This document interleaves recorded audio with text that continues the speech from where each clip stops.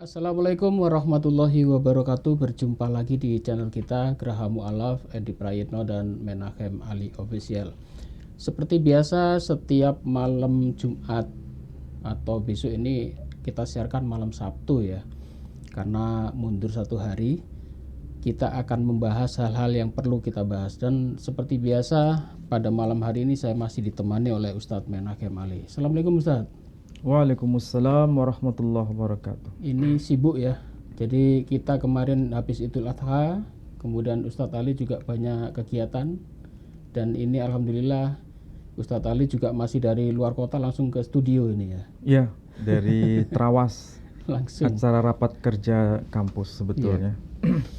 Baik Pak Ali, pada malam hari ini kita akan membahas hal yang berkaitan dengan Idul Kurban kemarin.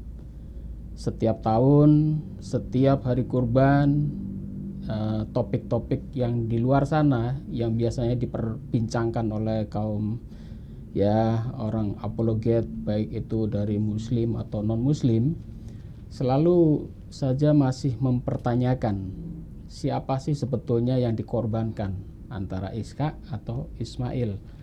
Sementara di kalangan Islam sendiri konon ya, itu masih ada dua pendapat juga, apakah yang dikorbankan itu Ishak atau Ismail. Nah mungkin malam ini Ustadz Ali akan bedah soal ini ya.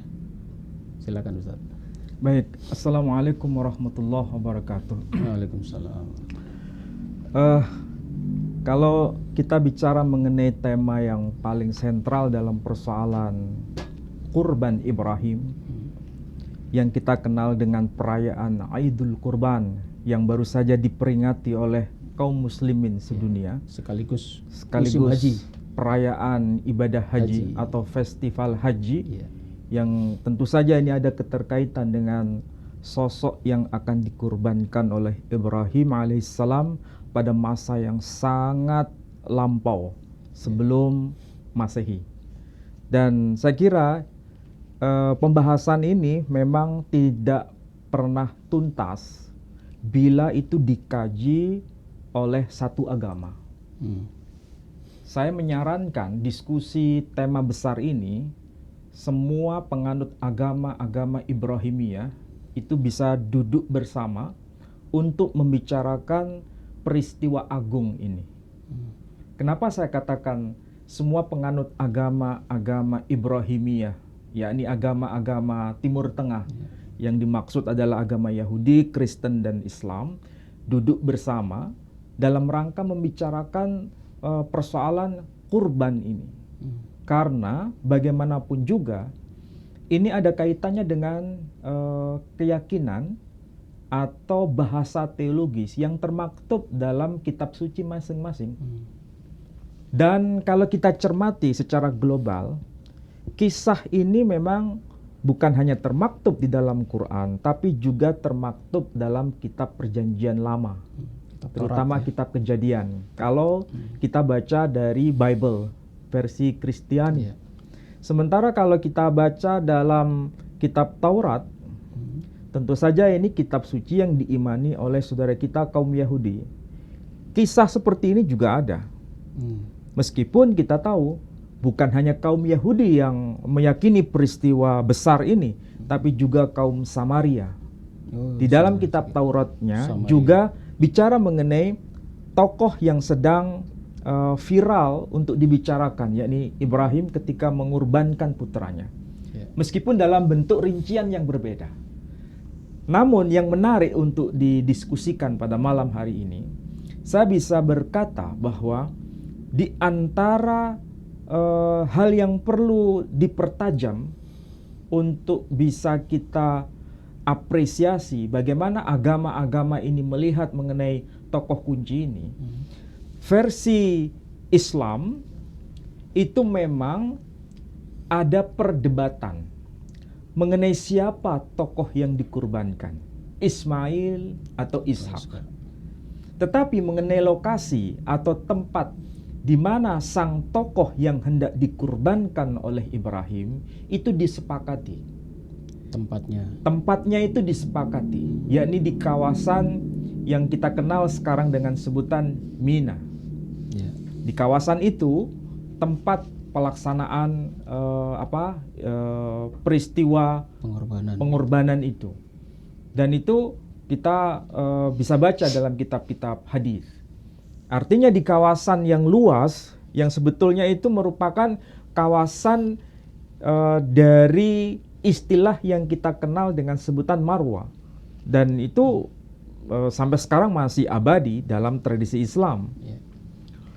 Dengan bahasa lain, mengenai siapa yang dikurbankan, Ismail atau Ishak, memang itu kedua informasi itu ada di dalam tafsir, kitab-kitab tafsir, bahkan dalam narasi hadis.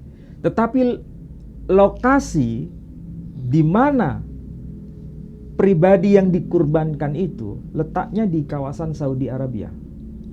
Oh, gitu. Sementara kalau kita lihat di kitab suci Tauratnya kaum Yahudi ataupun kitab suci Tauratnya kaum Samaria, bahkan juga kitab suci saudara kita kaum Kristiani yang disebut Bible, itu tokohnya disepakati, yakni Ishak, tokohnya. Namun lokasi tempat pelaksanaan kurban itu tidak disepakati sampai hari ini. Taurat Samaria dengan Taurat, karena Taurat Samaria dengan Taurat Yahudi itu letak peristiwa kurbannya itu di tempat yang berbeda. Itulah sebabnya sampai hari ini tempat pelaksanaan kurban dalam arti penyembelihan binatang itu di dua lokasi yang berbeda. Yang pertama di kawasan Yerusalem, yang kemudian kita kenal dengan sebutan Moria. Sementara kaum Samaria itu bukan di kawasan Moria, tapi kawasan More, letaknya di kawasan Palestina bagian utara, tepatnya di kawasan Nablus, di Gunung Gerizim.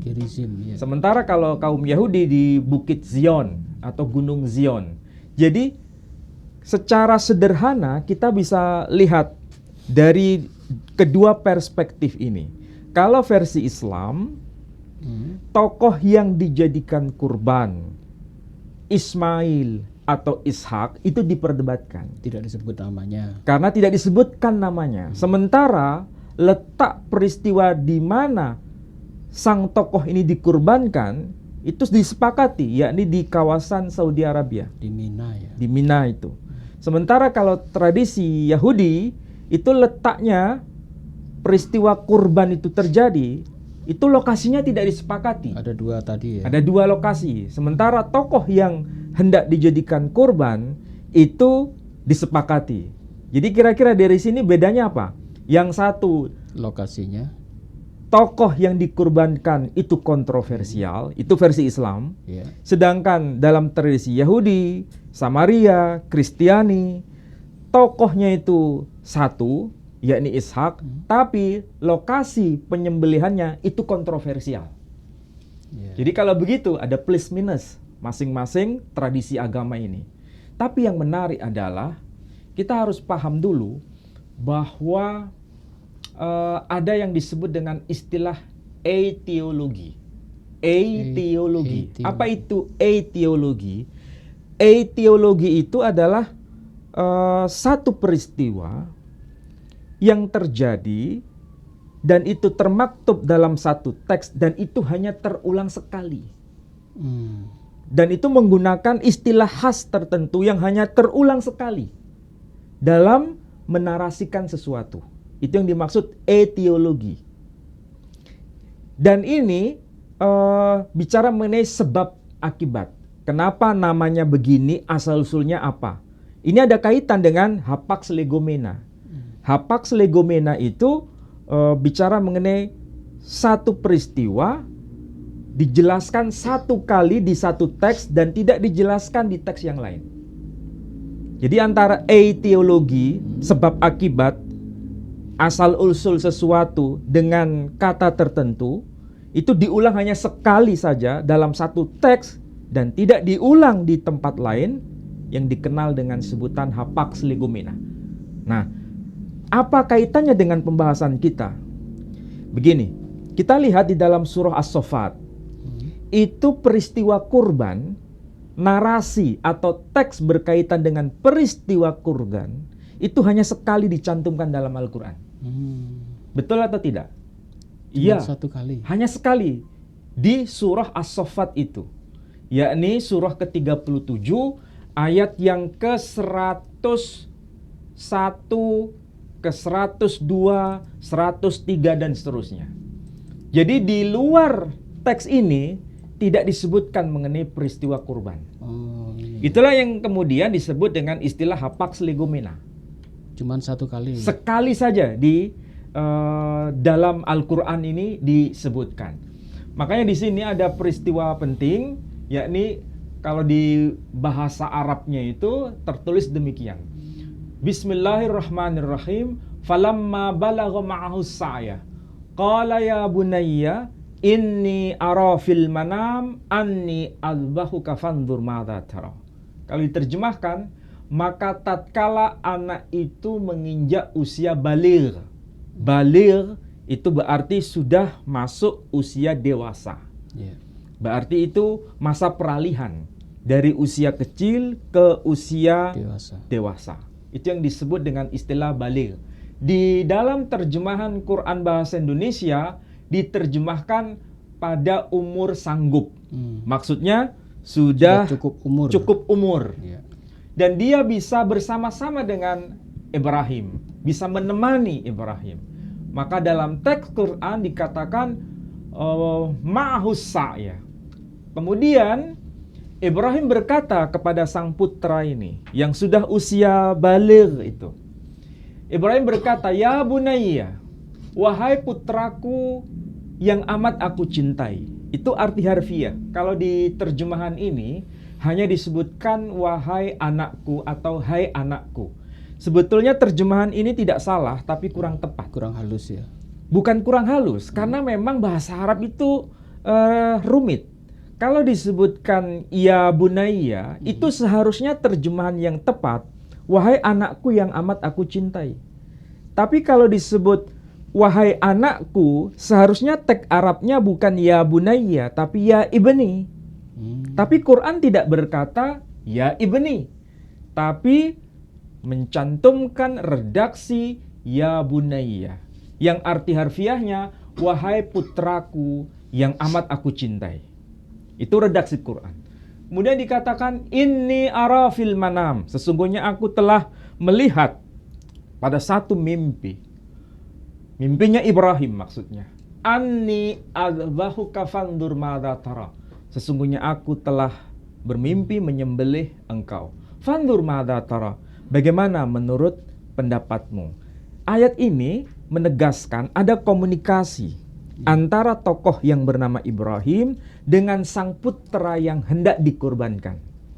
Dan putra yang hendak dikurbankan ini disapa dengan sebutan putra yang amat dicintai. Putra yang amat dikasihi. Dan anak ini adalah anak laki. Dan itu anak yang satu-satunya. Karena di sini disebutkan ungkapan ya bunayya itu mengandung 3 makna sekaligus. 1, anak itu anak laki, bukan anak perempuan. 2, anak itu sangat dicintai, sangat dikasihi. Dan yang ketiga, anak itu satu-satunya. Jadi anak itu laki, anak itu dicintai atau dikasihi, dan satu-satunya. Itu ungkapan ya bunayya. Ini jelas konklusi Quran menyebutkan demikian. Kemudian dikatakan anak ini menjawab ya abati. Bukan diterjemahkan wahai ayahku. Di sini terjemahannya hai bapakku. Apakah ini terjemahan yang tepat? Sebetulnya kurang sreg. Apa itu bahasa Jawa? Kurang pas gitu. Kurang pas atau kurang tepat. Seharusnya terjemahan yang benar adalah wahai ayahku yang amat aku cintai. Karena teksnya disebutkan ya abadi, bukan ya abi. Kalau ya abi, wahai ayahku. Tapi kalau ya abadi, wahai bapakku, wahai ayahku yang amat aku cintai. Di sini ayatnya berkata, ya abatif alma tu'mar. Wahai ayahku yang amat aku cintai, lakukan apapun perintah Tuhan atas diriku kepadamu. Berarti anak ini tahu kalau dia mau dikorbankan. Karena ada komunikasi. Dan jelas anak ini benar-benar pasrah atas perintah Tuhan kepada ayahnya. Namun sekali lagi, ayat ini memang tidak disebutkan siapa namanya. Iya. Itulah kemudian di antara para ulama terjadi perdebatan. Siapa sebenarnya nama anak ini? Disitulah para ahli tafsir memberikan penjabaran. Tapi yang patut kita cermati, sejak generasi awal, perbedaan atau ikhtilaf di antara para ulama ahli tafsir itu memang dua. Pertama, merujuk pada Ismail. Misalnya kita bisa baca tafsir Sufyan Ats-Tsauri. Itu beliau wafat tahun 160 Hijri. 160. Ya. Itu penulisnya adalah Sufyan Ats-Tsauri. Kitab tafsirnya hanya 1 jilid. Penulisnya sekali lagi generasi tabi'in. Murid dari generasi sahabat. Namanya Sufyan Ats-Tsauri. Kapan beliau wafat? Tahun 160 Hijri. Tokoh yang kedua yang menyebutkan bukan Ismail, tapi kalau yang tadi Ismail, ini yang menyebut Ishak. Siapa tokohnya? Tokohnya bernama Muqatil ibn Sulaiman. Itu masuk generasi tabi'in juga. Artinya murid dari generasi sahabat. Kapan beliau wafat? Muqatil bin Sulaiman. Tafsirnya disebut tafsir Muqatil ibn Sulaiman. Beliau wafat tahun 150 Hijri. Perhatikan itu angka tahunnya. Sufyan Ats-Tsauri wafat tahun 160 Hijri. 160. Muqatil ibn Sulaiman wafat tahun 150 Hijri. Berarti itu satu zaman atau beda zaman? Sama ini. Satu zaman. Berarti kesimpulannya, meskipun mereka itu sama dalam urutan generasi para ulama, yakni ulama generasi tabi'in, tapi mereka itu mewakili dua pendapat yang sezaman, yakni era abad kedua, abad kedua Hijri. Itu kan generasi yang sangat awal, tetapi sudah ada perbedaan. Dan memang betul Muqatil ibn Sulaiman menyebutkan Ishak. Jadi sangat keliru bila ada para pengkaji, baik itu di kalangan internal Muslim ataupun non-Muslim yang berkata, semenjak awal itu para ahli tafsir atau para ulama Muslim itu semuanya sepakat Ishak. Kira-kira kalau ada pernyataan demikian, dia berbicara atas dokumen atau hanya merupakan opini? Ya mungkin yang dibaca hanya satu kitab. Nah, disitulah kesalahannya. Karena yang dibaca itu hanya tafsir Muqatil ibn Sulaiman. Memang betul itu tafsir generasi awal. Tapi kalau hanya berpendapat berdasarkan tafsir itu, orang-orang kemudian menyimpulkan secara sederhana, berarti generasi awal semua sepakat bahwa itu merujuk pada Ishak. Padahal tidak demikian. Ada kitab yang lain. Ada tafsir yang lain di generasi yang sama, yakni tafsir Sufyan Ats-Tsauri, wafat tahun 160 Hijri, menyebutnya Ismail. Jadi kesimpulannya sejak awal memang ada dua wacana. Kemudian itu terus diwariskan pada generasi para ulama berikutnya. Memang ada pendapat, ini saya kutipkan saja. Kalau generasi ulama yang berpendapat bahwa yang dikurbankan itu Ismail, ini generasi sahabat ya. Pertama, Abdullah ibn Umar. Kedua, Ali bin Abi Thalib. Ketiga, Abu Tufail, Amr bin Wathilah radhiyallahu anhum. Ini generasi sahabat. Dari generasi tabi'in misalnya Sa'id bin Musayyib, kemudian Sa'id bin Jubair dan Hasan al-Basri.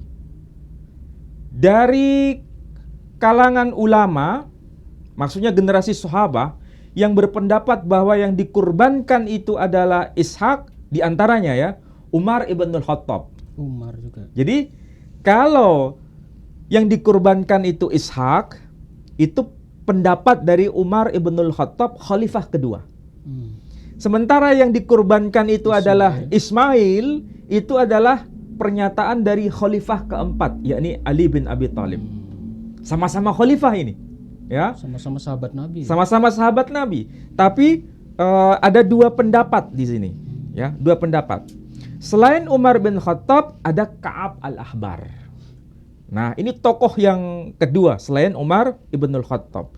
Siapa itu Ka'ab al-Ahbar? Ka'ab al-Ahbar itu adalah orang Yahudi yang kemudian masuk Islam. Orang Yahudi yang kemudian masuk Islam di masa setelah Rasul wafat. Nah, dari sinilah kemudian para ahli tafsir berpendapat ada kemungkinan Umar ibn Khattab menegaskan bahwa yang disembelih itu Ishak berasal dari pernyataan Ka'ab al-Ahbar. Yang dari Nasrani tadi ya. Dari kalangan Yahudi. Ya. Sementara Ka'ab al-Ahbar itu tidak ditopang pendapatnya, dinafikan pendapatnya oleh Ali bin Abi Thalib. Jadi disinilah kemudian analisis sosiokultural bisa berlaku. Jadi bukan sekedar ini pendapat siapa, tapi kenapa itu pendapat bisa muncul, alasannya apa, konteksnya secara kultural bagaimana, apakah memang ini ada pernyataan secara resmi dari Ka'ab al-Ahbar. Disitulah nanti ketemunya ketika kita bicara mengenai hadis. Nah, hadis yang diriwayatkan itu juga berasal dari Ka'ab al-Ahbar. Ka'ab al-Ahbar meriwayatkan sebuah hadis bahwa yang disembelih itu Ishak. Tetapi pelaksanaan penyembelihan itu di Saudi Arabia. Oh, tempatnya di Saudi. Itu sebabnya ada sesuatu yang tidak match.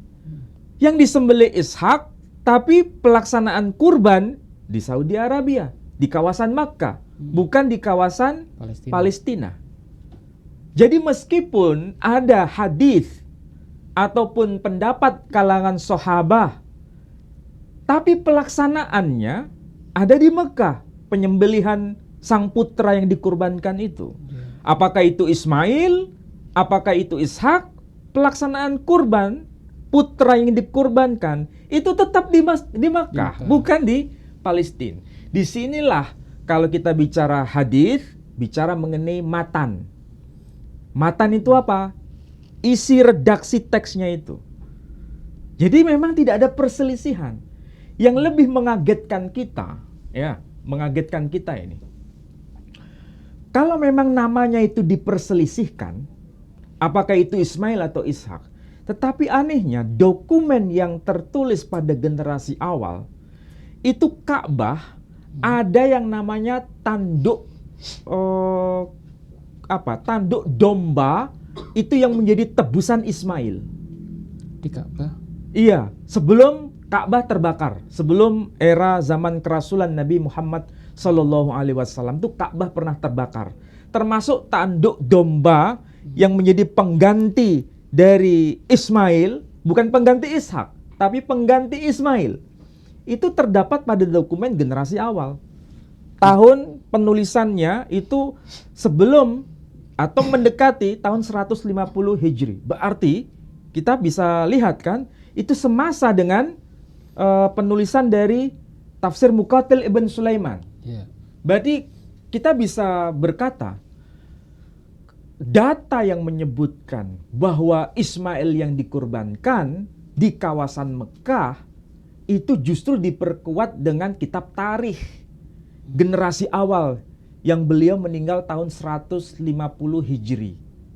Dan sama-sama menegaskan itu tanduk domba dari Ismail, bukan tanduk domba Ishak. Itu yang lebih kuat. Jadi kalau begitu, memang dokumen Islam sekali lagi tidak menyebutkan nama, tetapi para ulama bisa memberikan penegasan itu pasti Ismail. Karena peristiwa kurban yang diceritakan Quran itu sebelum kelahiran Ishak, ayat 112 itu. Ya. Nah, sekarang bagaimana kaitannya dengan Alkitab? Di Alkitab kita bisa tahu, bisa dibaca di kitab Kejadian pasal 22 ayat pertama dulu atau ayat kedua. Ayat pertama dan ayat kedua. Tolong dilihat Pak Edi. Setelah semuanya itu, Allah mencoba Abraham. Ia berfirman kepadanya, Abraham, lalu sahutnya, ya Tuhan, firman-Nya, ambillah anakmu yang tunggal itu, yang engkau kasihi, yakni Ishak. Pergilah ke tanah Moria, dan persembahkanlah dia di sana sebagai korban bakaran pada salah satu gunung yang akan kukatakan kepadamu. Oke, sekarang setelah membaca ayat pertama dan ayat kedua, kita bisa menyimpulkan bahwa ada perintah Tuhan kepada Abraham untuk menguji ketaatan Abraham. Perintah apa? Perintah untuk mengorbankan putranya, putra yang satu-satunya, yang tunggal. Putra yang satu-satunya. Di sini teks terjemahannya, ambillah anakmu yang tunggal itu, yang engkau kasihi. Kemudian ditegaskan di sini, yakni Ishak. Pertanyaannya sekarang, di sini perintahnya ketika Ibrahim, putra Abraham, itu waktu ketika datang perintah ilahi ini, putranya satu atau dua menurut konteks ayat ini? Satu, tunggal soalnya ya. Kalau teks kata yang muncul di sini tunggal, tapi di sini ada penyebutan nama, yakni Ishak. Oh iya. Ya kan? Ya. Berarti Ishak ini anak yang keberapa? Kedua. Anak yang kedua. Sementara perintahnya adalah ambillah anakmu yang tunggal. Ini sebetulnya tafsiran saudara kita kaum Kristiani, tunggal di sini bukan bermakna anak yang tunggal lahir pertama, tapi anak yang disebut anak perjanjian.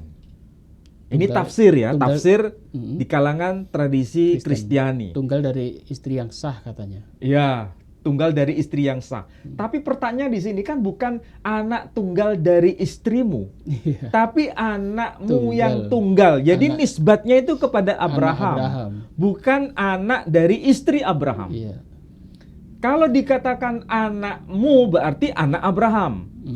Dan anak ini anak laki, anak yang tunggal, dan anak yang dikasihi. Persis nggak dengan redaksi Quran tadi? Sama. Pertama, anak itu anak laki, kemudian anak itu satu-satunya. Ketiga, anak itu dikasih dengan redaksi hanya disebutkan ya bunayya, wahai anakku yang amat aku cintai. Anak tunggal, anak laki, anak yang dikasih. Redaksi ini juga sama. Anak tunggal, anak itu anak laki, yang ketiga dikasihi. Anak itu dikasihi. Jadi kesimpulannya antara Quran dengan Alkitab atau Bible sebetulnya ada kesamaan. Ada kesamaan informasi. Yang membedakan adalah di sini disebutkan nama. Ada tambahan. yakni Ishak. Ya. Di dalam Quran tidak disebutkan nama. Oke? Tapi kita lihat alurnya. Kalau di dalam Quran tadi, anak yang tidak disebutkan namanya itu, dia tahu tidak kalau dirinya akan dikurbankan? Tahu, dikurbankan. Tahu. Ya. Betul. Ayat itu dikatakan, ya abatif alma tu'mar. Wahai ayahku yang aku cintai, lakukan perintah Allah. Perintah apapun atas diriku. Sementara di sini, lihat, ketika perintah itu kepada Abraham untuk mengorbankan putranya, di sini disebutkan nama, yakni Ishak. Lihat ayat yang ke-7. Lalu berkatalah Ishak kepada Abraham, ayahnya, Bapa, sahut Abraham, ya anakku, bertanyalah ia, di sini sudah ada api dan kayu, tetapi di manakah anak domba untuk korban bakaran itu? Ayat 8. Sahut Abraham, Allah yang akan menyediakan anak domba untuk korban bakaran baginya, anakku. Demikianlah keduanya berjalan bersama-sama. Oke, pertanyaannya sekarang. Kalau Pak Edi mencermati ayat yang kedua, Abraham diperintah Tuhan menyembelih putra Abraham.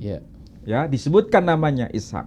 Tapi pada ayat berikutnya, khususnya ayat yang ke-7, Ishak bertanya kepada ayahnya, "Bapak, ini sudah ada api dan kayunya. Mana dombanya?" Berarti Ishak tahu tidak kalau dirinya akan dijadikan kurban? Tidak tahu. Betul, dia tidak tahu? Tidak tahu. Ya, memang betul. Ayat ini menegaskan Abraham tidak menegaskan langsung, menceritakan langsung kepada putranya. Dan putranya kemudian bertanya, "Mana dombanya?" Dan itu wajar karena tidak ada komunikasi di situ.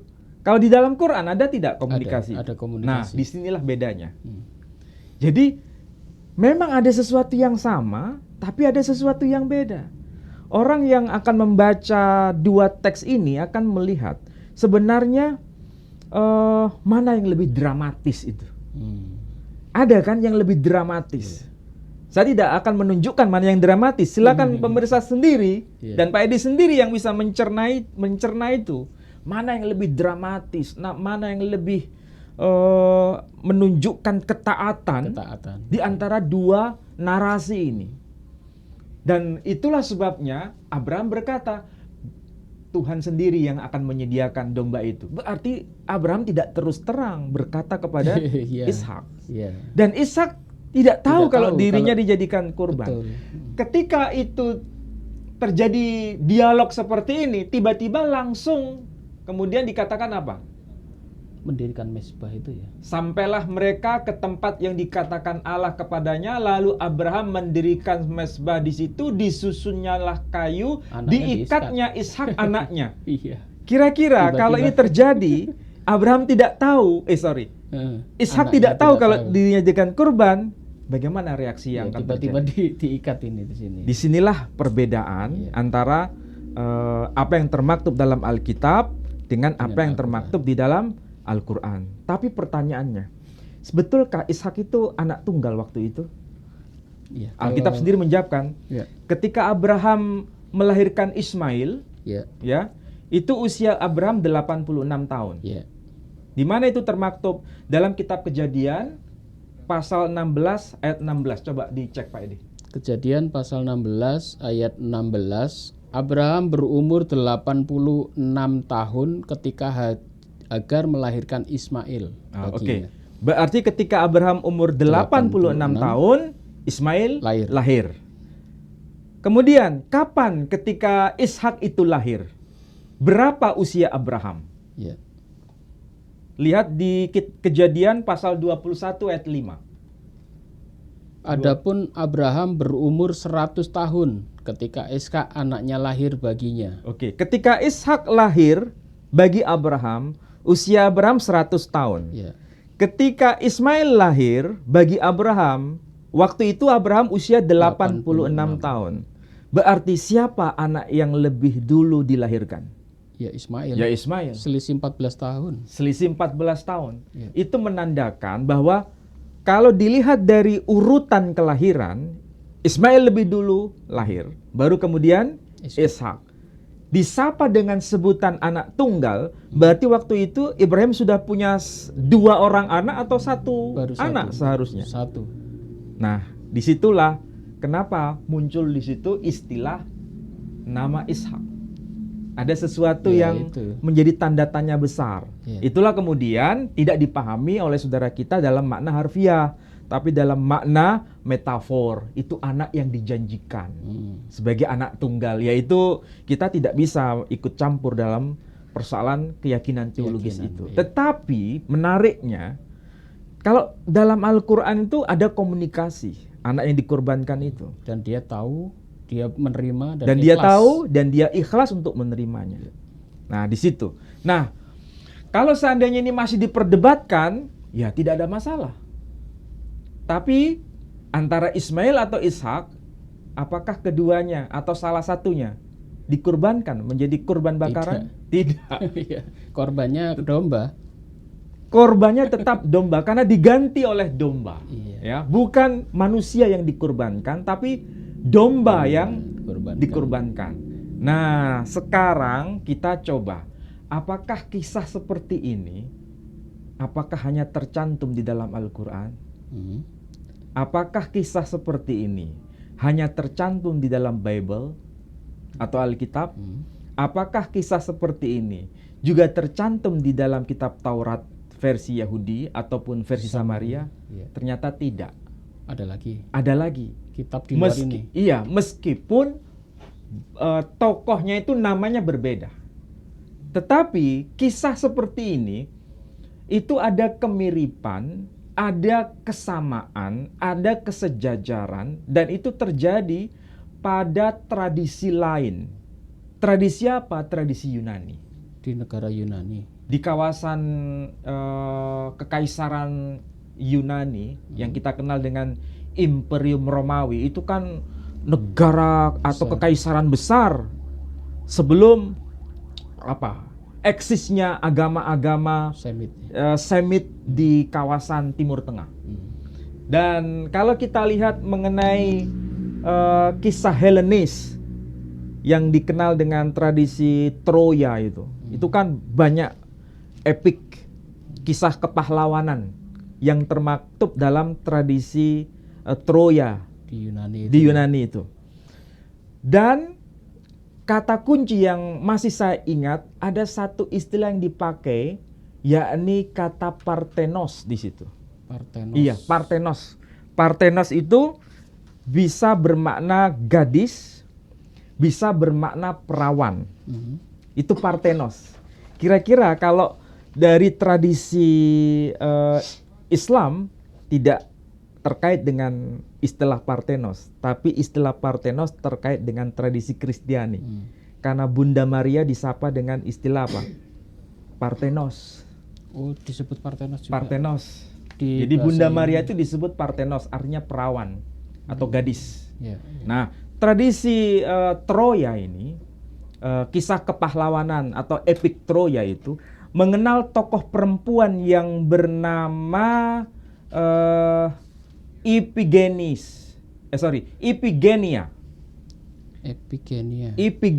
Iphigenia itu satu tokoh perempuan yang gelarnya disebut Parthenos.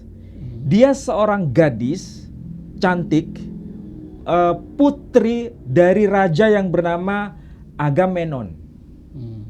Nah, Raja Agamemnon ini mau mengorbankan putrinya untuk menyelamatkan amukan dari dewi yang sangat diagungkan, namanya Dewi Artemis. Ini Dewi, tahu Dewi? Ya sama dengan dewa. Kalau dewa itu laki. Kalau Dewi itu perempuan. Dewi Artemis. Dan dia minta persembahan. Dan memang kemudian Raja Agamemnon itu mengorbankan putrinya. Ya, tapi apakah anak ini kemudian dibunuh? Mati atau tidak?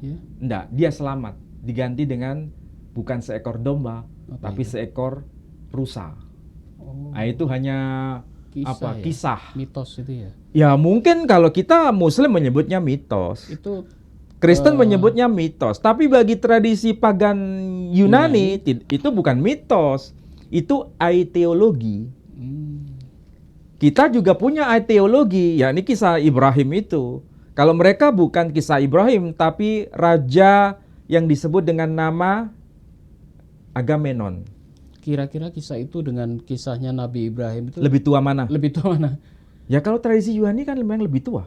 Catatan Yunani ada catatan Yunani itu kan memang sangat lengkap dibanding tradisi Semitik. Itu ditulis di kitab mereka gitu. Ya dalam tradisi oral sekarang sudah didokumentasikan saja, ya. Tradisi oral.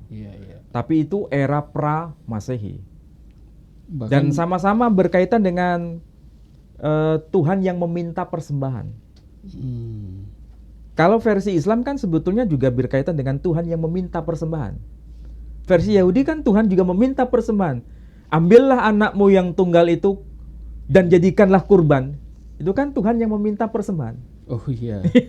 Iya, ambil anakmu yang tunggal itu betul. Sama sebetulnya, cuma Ini yang satu dikaitkan dengan agama, yang satu dikaitkan dengan tradisi.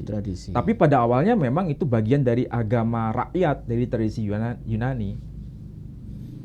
Itu kira-kira kisahnya itu apa tidak malah mengkopi dari kisah-kisah yang dari Timur Tengah, tidak ya? Ya tergantung dari sudut pandang. Kalau menurut kita orang Yunani menjiplak kita. Pasti. Kalau menurut orang Yunani ya orang-orang Arab atau orang-orang Ibrani yang menjiplak kisah itu. Ya kan tergantung dari sudut pandang Pak Edi. Ya seperti Nabi Musa menyeberang sungai itu, apakah di kisah Hindu kan juga ada? Kisah Hindu juga ada, meskipun tokohnya bukan Musa tapi Krishna. Dan kita menganggap berarti kisah Krishna itu menjiplak dari kisah Islam ini. Itulah sebabnya kita kan tidak boleh berkata dengan bahasa yang tendensius. Istilah menjiplak itu kan bahasa yang tendensius. Tendensius itu apa yang menjadi miliknya itu benar, milik orang lain itu salah. Pasti salah gitu ya. Nah, itu kan problemnya. Sementara belum dikaji mana yang lebih awal dokumen itu muncul. Ini kan harus berhadapan dengan dokumen. Tidak bisa hanya berkata di luar kami itu dokumennya pasti salah. Tidak bisa begitu. Tapi ini urusannya dengan wahyu. Nah, masalahnya kan diklaim sebagai wahyu. Kalau menurut kita Quran itu wahyu. Betul. Tapi bagi orang Yahudi apakah itu wahyu? Tidak. Sementara bagi kita Quran itu wahyu. Tapi Taurat yang dipakai oleh kaum Yahudi, yang dipakai kaum Samaria, Injil yang dipakai kaum Nasrani, bukan wahyu. Apakah itu wahyu? Nah, silakan tanya sendiri. Tidak perlu saya jelaskan di sini kan? Iya, dari sudut pandang. Dari sudut pandang masing-masing, kita harus bisa menghargai perbedaan itu tanpa mengeluarkan kata-kata kebencian, kata-kata cacian, tapi bisa saling memahami satu dengan yang lain. Mengenai mana yang diimani, silakan. Imani masing-masing. Itu tadi tujuannya duduk bersama tadi ya. Itulah sebabnya mari duduk bersama. Buka kitab. Iya. Buka dokumen. Kalau di dalam Quran ada tokoh Ibrahim yang mengorbankan putranya untuk menjadi persembahan bagi Tuhannya. Dalam rupa manusia diganti dengan seekor domba. Kaum Yahudi juga sama, punya cerita seperti itu. Kaum Nasrani juga sama, punya cerita seperti itu. Meskipun tokohnya nanti diperselisihkan, lokasi tempat penyembelihan juga diperselisihkan. Tetapi ingat, tradisi lain juga punya kisah kayak seperti yang saya sebutkan tadi. Bukan Ibrahim, tapi Raja Agamenon. Ini lebih jauh lagi, di Nasrani itu menganggap bahwa pengorbanan ini itu mirip dengan pengorbanan Yesus yang dianggap anak tunggal. Nah, itu tafsiran alegoris. Tafsiran alegoris, dan itu tidak ada kaitan dengan apa istilahnya keyakinan tradisi Yahudi, nggak ada kaitan. Gitu. Itu adalah tafsiran tambahan. Jadi itu dianggap sebagai apa itu kisah bayangan. Apa itu kisah bayangan? Belum sesuatu yang menjadi rancangan penggenapan. Jadi ini hanya merupakan bayangan. Itu tafsiran tradisi Yahudi, tradisi Nasrani. Tradisi Nasrani itu kaya dengan alegoris. Jadi ini lambangnya apa, ya kan? Kemudian X itu lambangnya apa, itu diberikan makna. Sementara tradisi Yahudi dan Islam tidak. Itu adalah kurban ketaatan Abraham atas perintah Tuhan. Sama persis seperti Raja Agamenon yang mau mengorbankan putrinya yang paling cantik, ya kan, yang bernama Iphigenia untuk Dewi Artemis, tapi kemudian diganti dengan seekor rusa, bukan seekor domba. Rusa. Bedanya di situ. Dan itu yang dikorbankan putri. Tapi kemudian, apakah dia mati? Tidak, dia tetap hidup, cuma hanya diganti dengan seekor rusa. Nah, yang terakhir, kenapa sih sebenarnya ada perselisihan mengenai nama itu? Di Quran itu jelas, ada informasi yang menegaskan Alhamdulillahilladzi wahabali alal kibari Ismaila wa Ishaqa inna rabbi lasami'ud du'a. Segala puji bagi Allah yang menganugerahkan kepadaku di masa yang sangat tua, yakni Ismail dan Ishak. Sungguhnya Tuhanku maha mendengar atas doa yang dipanjatkan. Ini kalau kita cermati, ayat 39 surah Ibrahim, ini ayat itu tercantum. Kenapa Ismail diletakkan di depan, Ishak diletakkan di belakang? Karena ini ada kaitannya dengan kitab Taurat. Karena memang yang lahir di awal itu Ismail ketika Ibrahim usia 86 tahun. Sebagaimana kitab Kejadian pasal 16 ayat 16. Kita bisa baca tadi. Kemudian lahir yang kedua adalah Ishak ketika Ibrahim umur 100 tahun, yakni kitab Kejadian pasal 21 ayat yang kelima. Berarti apa yang dikatakan Quran itu sebetulnya hanya menyuarakan ini anak Abraham sesuai dengan urutan kelahirannya. Tidak lebih dari itu. Ya. Tetapi kalau di kitab Taurat dan kitab Babel yang disebut duluan malah Iska. Nah, itu tercantum di mana? Tercantum dalam kitab 1 Tawarikh. Coba cek Pak Edi. 1 Tawarikh pasal 1 ayat 28.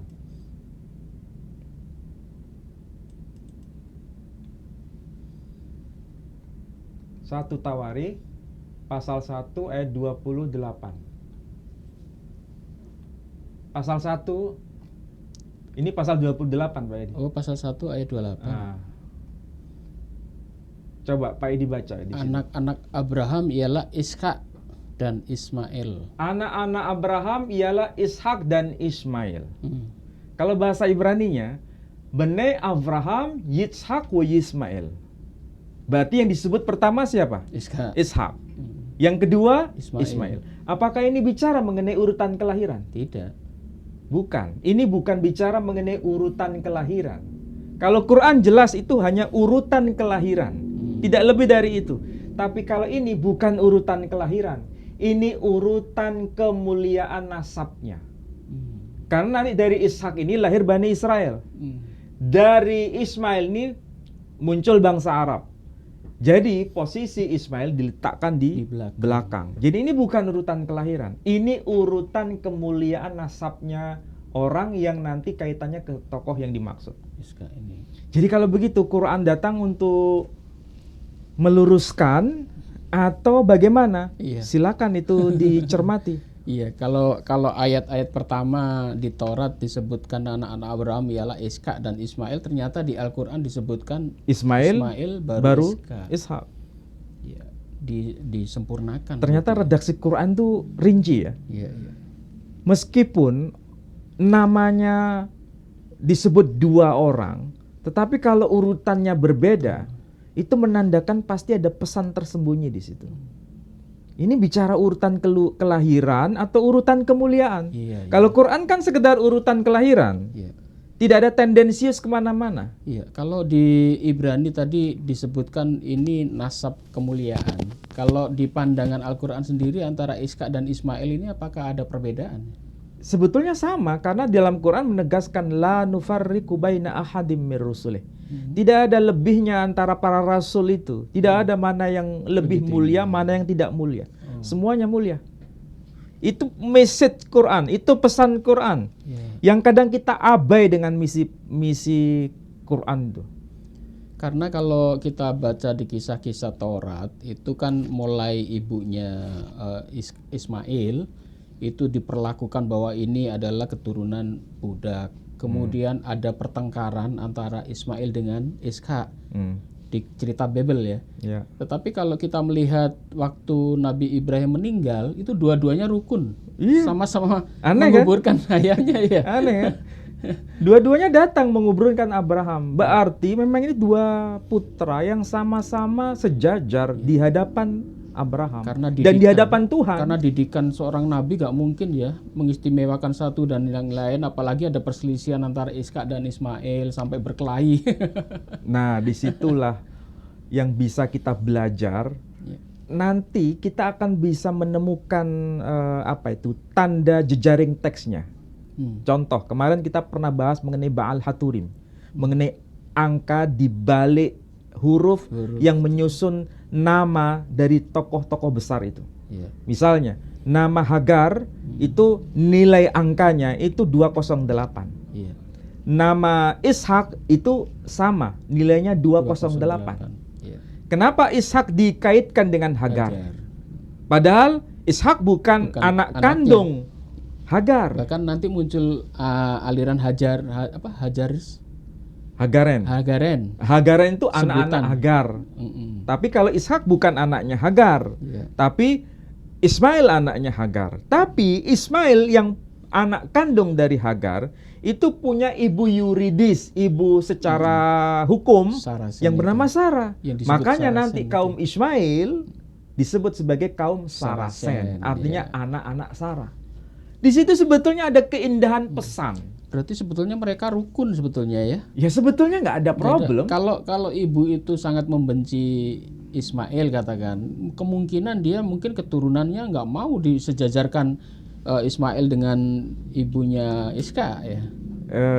Pak Edi mungkin nanti suatu saat akan bisa baca Alkitab bagaimana antara keturunan Ismail dengan keturunan Yakub, keturunan Ishak itu saling menikahkan. Saling menikahkan. Iya. Berarti tuduhan di Alkitab bahwa tuduhan dari Nabi Ismail disebut sebagai kuda liar, keledai liar, bukan kuda liar. Berarti gugur itu ya. Iya. Dan mereka dituduh memerangi saudaranya sendiri. Ya memang tidak tepat ya, karena di dalam bahasa aslinya tidak terkesan seperti itu.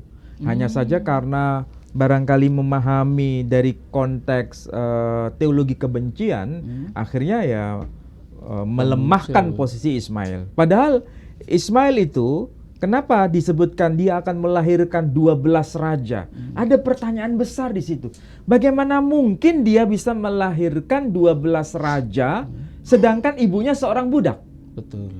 Ada sesuatu yang tidak ada kaitan sebenarnya. Ternyata kalau kita lihat dokumen Yahudi, ibunya Ismail itu bukan seorang budak, keturunan bangsawan. Tapi dia disebut sebagai Mishpat. Artinya apa itu? Mitra dalam keluarga. Dan dia adalah Bat Paro Hayeta, anak perempuan Fir'aun. Siapa yang ngomong begini? Kitab-kitab Yahudi. Jadi wajar kalau Hajar itu putri dari Fir'aun yang seorang raja, nanti punya cucu juga disebut raja. Betul, keturunan darah biru soalnya Mas Yan. Itulah yang sebetulnya harus dipahami oleh semua penganut agama, mau Muslim, mau Kristen, mau Yahudi. Kalau kita bicara bukaan data seperti ini, tidak ada itu kebencian. Oh iya, untuk keledai liar tadi kalau bahasa Ibrani yang betul apa itu ya? Kalau disebut Pere Adam itu bisa diterjemahkan anak liar. Tapi tidak ada kaitan dengan keledai. Anak liar? Iya, lihat itu terjemahan bahasa Inggris begitu.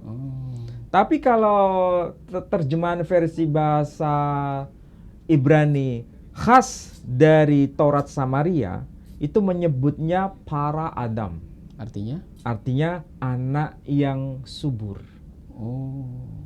Itu dari Taurat Samaria. Dari Taurat Samaria. Padahal ayatnya sama ya. Ayatnya sama.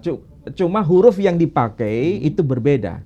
Yang bagian akhir, yang satu pakai alef, yang satu pakai he. Yang satu Pere Adam, yang satu para Adam. Tetapi di terjemahan Alkitab bahasa Indonesia diganti keledai liar dan memusuhi saudara-saudaranya. Ya, memang terjemahan itu kan tidak bisa kita percaya begitu saja sebelum melihat teks bahasa aslinya. Ya. Apalagi aslinya ada dua lagi Taurat ya, ada Taurat Yahudi dan Taurat Samaria. Taurat Samaria itu disebut sebagai Samaritan text. Dan itu bahasanya itu lebih dekat dengan bahasa Ibrani kuno. Makanya aksaranya disebut Paleo Hebrew. Itu yang disebut Ketaf Ivri. Ketaf Ivri artinya tulisan Ibrani. Sementara kalau Taurat Yahudi itu mereka sebut tuh bahasa Ibrani, tapi huruf yang dipakai itu disebut Ketaf Asyuri. Huruf Assyria. Ternyata dari bahasanya orang Assyria. Iya. Begitu. Jadi kalau melihat mana yang lebih kuat datanya itu Taurat Samaria. Lebih kuat. Gitu. Ya. Karena hurufnya disebut Ketaf Ivri, tulisan Ibrani. Sementara kalau yang Taurat yang kita baca pada umumnya itu Ketaf Asyuri, tulisan Assyria. Bukan tulisan Ibrani. Cuma karena ini salah kaprah menjadi itu tulisan Ibrani. Saya jadi ingat ucapan Romo Bambang Nursena. Dia mengatakan bahwa kitab Taurat bahasa Ibrani itu tidak ada pertentangan dengan Samaria. Kita ambil contoh kecilin aja ada 2 macam. Belum lagi yang lain ya, ada banyak itu. Ya, ada ratusan kemarin kita pernah bahas itu perbedaan antara Taurat Samaria dan Taurat Yahudi. Ya, termasuk mengenai apakah dia disebut keledai liar atau manusia yang produktif, anak yang subur. Ya. Oh, iya. Soalnya kalau kita lihat kisahnya di Alkitab, ternyata mereka dua-duanya rukun. Iya. Tidak ada pernah ada cerita di Alkitab Iska memerangi Ismail atau Ismail memerangi Iska, nggak ada ceritanya. Padahal di Alkitab dikatakan keturunannya akan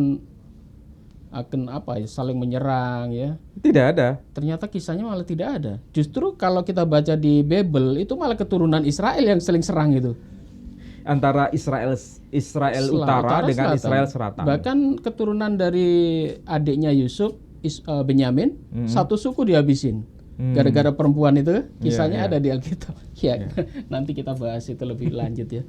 Baiklah saudara-saudaraku sekalian, dari pemaparan pada malam hari ini, saya berharap Anda sudah mulai paham. Ternyata soal perbedaan siapa yang dikorbankan antara Iska dan Ismail ini memang sudah ada sejak di zaman sahabat ya. Dan ternyata para sahabat itu tidak saling bertengkar, tidak saling gontok-gontokan, padahal mereka mempunyai pendapat yang berbeda ya. Ternyata waktu itu demokrasi berpendapat dijunjung sangat tinggi, silahkan. Sampai hari ini pun antara ulama ada beda pendapat soal itu, tapi mereka sepakat peristiwa kurban itu ada di kawasan Mekah, bukan kawasan Palestina. Iya, soalnya kalau lihat usia cukup itu, berarti sekitar 13 tahun. Berarti Iska belum lahir itu? Belum. Oh, iya. Ismail di khitan itu usia 13 tahun. Iya. Itu termaktub dalam kitab Kejadian. Betul. Dan usia itu di kalangan orang Yahudi itu merupakan usia istimewa. Karena disebut bar mizwah. Putra yang sudah dikenai hukum hukum Taurat kalau tradisi Yahudi ya. Jadi kalau kita itu usia baligh. Artinya sudah dibebani untuk pelaksanaan syariat. Dan itu usia Yesus saat muncul di Yerusalem. Iya, itu usia bar mizwah. Usia seperti itu. Istimewa. Makanya ketika Ismail itu disunat oleh Abraham, itu menandai bahwa dia adalah putra yang menerima perjanjian. Iya, sudah dihukum Yahudi kan usia segitu sudah menerima.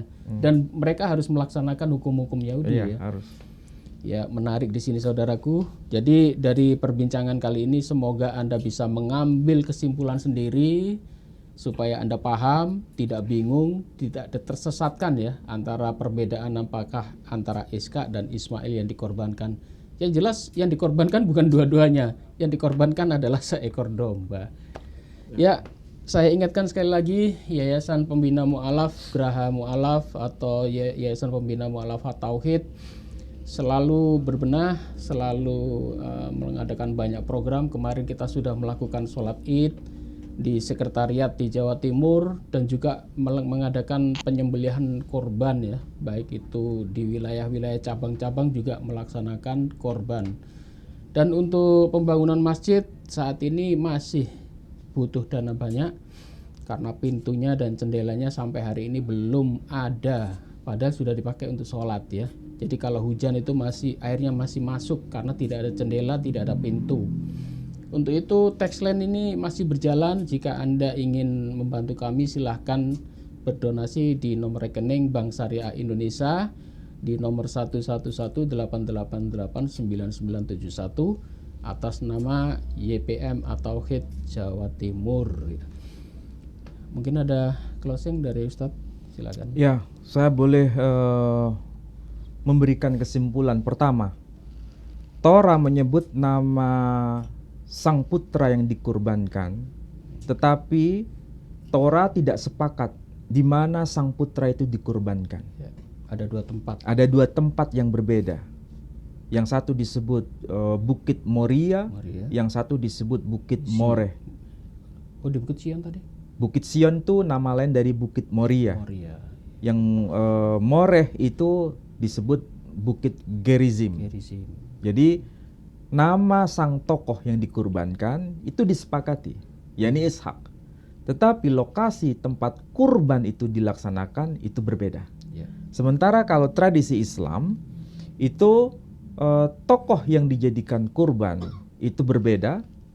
Ada yang menyebut Ismail, ada yang menyebut Ishak, tapi kedua-duanya dikurbankan sama, di tempat yang sama, di kawasan Makkah, di Mina. Ini catatan yang kita bisa baca dari beberapa dokumen. Poin yang kedua, apapun perbedaan itu, semua tidak dikurbankan, tetapi yang dikurbankan adalah seekor domba. Dan itu sebetulnya bukti dari ketaatan Abraham, sehingga putra yang dikurbankan tidak jadi disembelih dan diganti dengan seekor binatang ternak.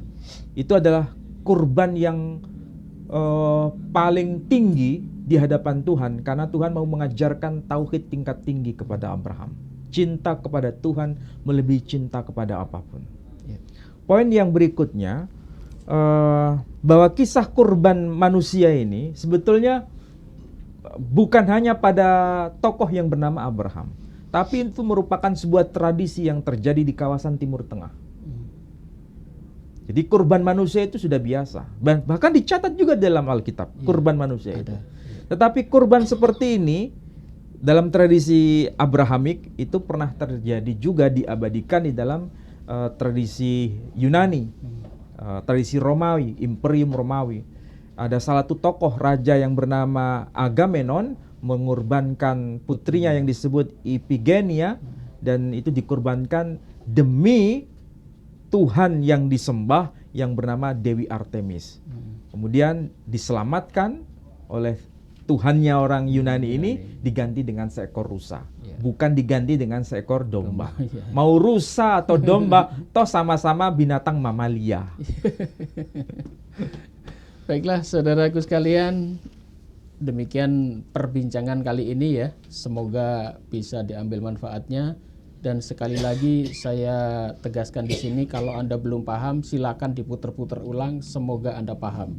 Demikian, mohon maaf jika ada salah kata. Wabillahi taufik wal hidayah. Wassalamualaikum warahmatullahi wabarakatuh. Waalaikumsalam warahmatullahi wabarakatuh.